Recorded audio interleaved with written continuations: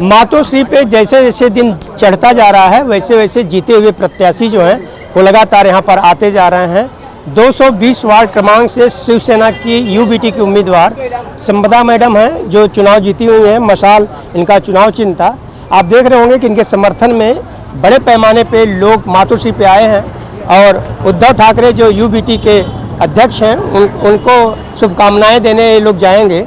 और मैं मैडम आपसे जानना चाहूँगा कि इसके पहले की बात की जाए तो 220 सीट में शिवसेना का ही वर्चस्व रहा है 2 बार से, और दोनों नगर सेवक मैं देख रहा हूँ कि आपके साथ हैं।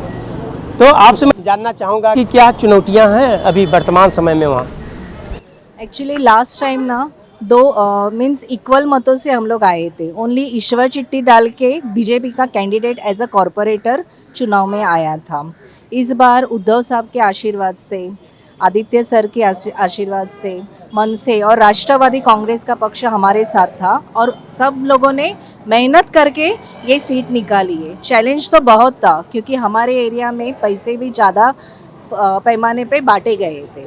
उसके बावजूद भी लोगों ने जो हम लोग को समर्थन किया, जो हम लोग को चुन के लाए, इसके लिए हम लोग उनका सही दिल से शुक्रिया मानते हैं। इस बार मन से महाराष्ट्र नवनिर्माण सेना राज ठाकरे और उद्धव ठाकरे शिवसेना यूबीटी दोनों एक साथ भाई 20 साल के बाद आए, इसका बेनिफिट शिवसेना को कितना?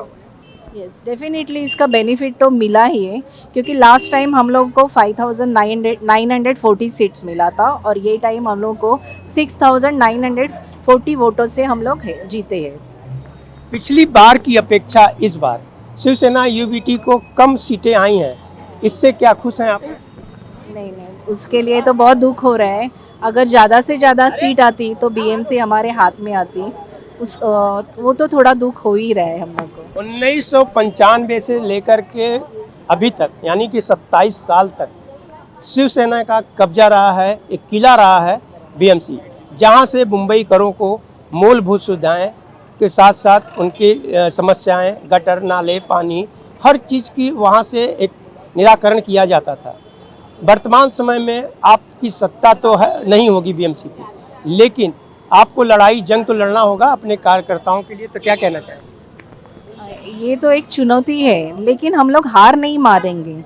जितना लोगों को हम लोगों ने आश्वासन किया है उनका काम करेंगे, उसके लिए तो हम कटिबद्ध ही रहेंगे। और हम लोग, हमारे सब शिव सैनिक सब साथ में मिलके पक्ष के लोग हम लोग काम तो करेंगे ही। और जनता का जहाँ भला है, उनको जो सुविधा मिलनी चाहिए वो तो देके ही रहेंगे। एक अंतिम सवाल मेरा आपसे है कि इस बार जो एकनाथ शिंदे पार्टी से अलग हुए, बड़े पैमाने पे शिवसेना के कार्यकर्ता, नगर सेवक एमएलए को लेके अपने साथ चले गए, उसका असर क्या चुनाव में देखने को मिला? हाँ, मिला है। उसके लिए क्योंकि लास्ट टाइम जो मैंने आपको बोला था, जहाँ पे महाराष्ट्र एकजुट थे 5,940 थे और अभी 6,940 से हम लोग जीते हैं। थोड़ा बहुत तो फ़र्क पड़ा ही है लेकिन उनका हमारे एरिया में इतना काम नहीं था, इसके लिए थोड़ा बहुत फ़र्क पड़े। ज़्यादा मतों से हम लोग नहीं नीचे उतरे। इतने बड़े पैमाने पे उन्होंने आपके पार्टी के लोगों को तोड़ा, इसके बावजूद शिवसेना यूबीटी एक अच्छा प्रदर्शन किया, क्या कहना चाहिए? ये सब जहाँ से जो उम्मीदवार खड़े थे उनकी मेहनत और उद्धव साहब का नाम जो उन्होंने कोरोना में किया था काम, उस पे सब लोग बहुत खुश थे और ज़्यादा से ज़्यादा वोट हम लोग को वहाँ से ही मिले।